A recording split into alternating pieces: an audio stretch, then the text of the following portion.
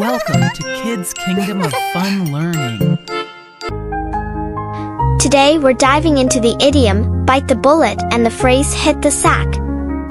These expressions can make your conversations more interesting and expressive.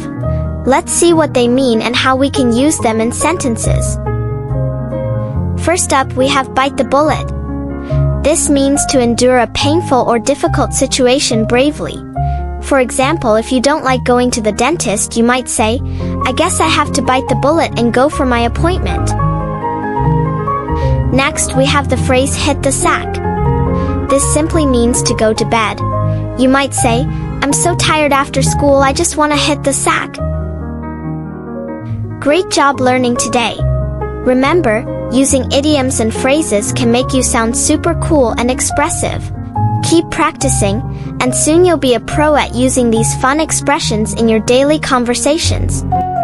Please do like, share and subscribe to our channel. Stay connected and see you all soon in the next episode.